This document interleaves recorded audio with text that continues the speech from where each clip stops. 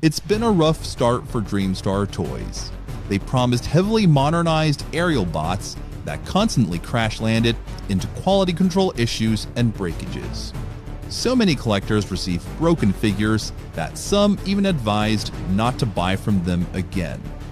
Now, Dreamstar Toys has ventured to attempt the same for the Constructicons. With many third parties leading the way in making super accurate Bayverse-inspired transformable figures that are playable, it shouldn't be so hard for Dreamstar Toys to make complex, playable transforming figures made of good material quality. But will these unofficial Constructicons crumble into another devastating disaster? Let's find out with the first member of the team. A war between 3 unofficial Bayverse-inspired primes is coming. Which will come out on top? Subscribe to the channel for an upcoming commentary video on these upcoming figures and more. And here is Dreamstar Toys' Shovel Fighter, the first member of their unofficial Constructicons. It is their unofficial take on Scrapper, one of the 6 Constructicons that form Devastator as he appears in G1. Of course, what they are doing here is creating a much more modernized and complex version of their G1 appearance that can fit very well into a live action movie, including even a Bay-directed movie. This design clearly matches that. I mean, look at his shoulders. The huge tractor tires on them remind me a lot of the Bayverse designs, as I can clearly imagine Scrapper being this character in Revenge of the Fallen getting his shoulder tire blown off. Shutting down any doubts of this cartoon-inspired design's ability to appear in a Bay-directed movie is the metallic glow of its dark pine green and purple paint scheme and the muscular design of most of his body, not to mention the pistons here at the abdomen and the particular construction logos thoughtfully placed on his body. Look at the big tractor tires that make up his hamstrings at the back of his legs, which looks similar to some of the Bayverse characters.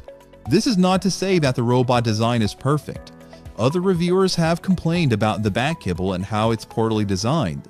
But unless there have been live action movie Constructicons that do not contain that much of a backpack, I personally don't see that as a big issue. He comes with one accessory, which is his blaster. Moving on to what has been Dreamstar Toys' biggest issues since its debut, which is material and build quality and tolerance issues. DST had a very embarrassing start with so many sections so easily broken in so many initial transformations of their aerial bots. Thankfully, this hasn't been the case when transforming this figure, which will be demonstrated in a separate video. From my experience, the material feels much more solid, and as of now, I would argue that this could be a playable figure and not a mere display piece, which is unfortunately the case for DST's aerial bots. However, there has not been as much improvement for tolerance issues. Certain pegs still often don't tab in securely and lock into their respective places at the same time, making for a very painful transformation experience. Don't worry, it is much less problematic than the aerial bots, but the issues with tabbing and locking certain things in still make conversion more tedious than necessary. Turning to articulation, his head can turn around and up on a ball joint as well as vertically on a hinge joint at the bottom of his neck. Now, some reviewers have complained that his shoulders are obstructed by the tires. I don't think that's the case, however. You can still rotate them downward like this and still raise his shoulders almost to a 90-degree angle, which is a very considerable extent. And even the shifted tires won't be much of a problem. It won't look like the awkward ab crunch in X-Transbots' unofficial Ironhide. His arms can also swing up and down by a lot. He also includes rotation at the biceps, elbows on double hinge joints, full wrist rotation, and articulated fingers. While they're not fully articulated, he can still give a thumbs up and point his finger to give orders to his fellow construction workers. This isn't like Mecha Invasion's Constructicons, which only allow the hands to hold their blasters. Speaking of ab crunch, his complex design allows him to have a smooth ab crunch without any weird gap at the back. Boosting his posing potential even more is a strong range of waist rotation. Now, I do like how these hip skirts are designed, since it's more pointed and sharp looking design complements the modernized design of the rest of the figure. However, it does limit his kick to somewhat less than a 90 degree angle.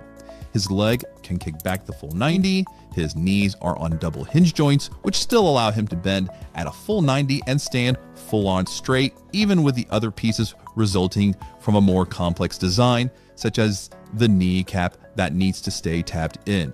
Though you do need to be a little cognizant of the tire cover at the back of his hamstring that can be a little loose. Unfortunately, his feet cannot move up and down, but still can do a decent amount of ankle tiltage to allow for some pretty cool poses. And here is him in vehicle form, reminiscent of what he took on in the cartoon, but up-leveled to a much more imposing modern look. Now, while this isn't pitch perfect, it still comes incredibly close to fitting into a real-world environment. Checking it out here, we have some nicely painted logos on skillfully chosen sections of the truck, not to mention the air vents at the back and the particular floor patterns on certain surfaces that can also exist on real-life construction vehicles. Articulated is the front shovel loader that can move up and down at 2 points, and cementing his flashy live-action movie look is the glaring red tinted windows that complement the metallic green. And boy, does this guy have some tough looking tractor tires that can roll and rumble smoothly on the ground on all fours. This is truly someone who can exist and disguise himself in a live action movie environment.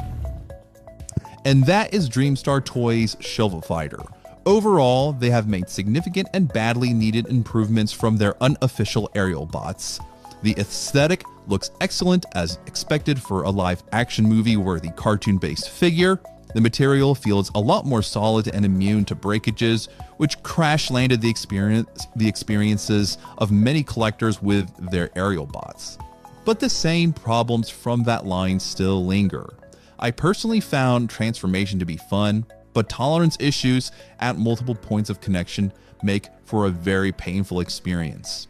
There are tabs and pegs that can be so difficult to lock in that once you get to the next step, they just easily untab. The figure still has a very great amount of articulation, with the unfortunate exception of any vertical movement of his feet.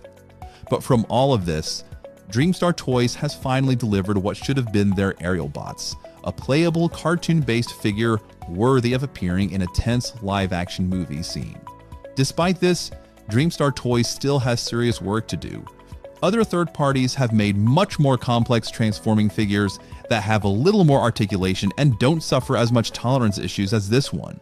For that, I'm giving this an 8.8 out of 10. So what do you think? Is this better than their aerial bots? Was it the same frustrating disaster for you? Leave your thoughts in the comments below. Otherwise, you can pick this guy up at Showzy's store through the link below. If you found this review helpful, feel free to like the video and subscribe for more, and until then, I'll see you next time.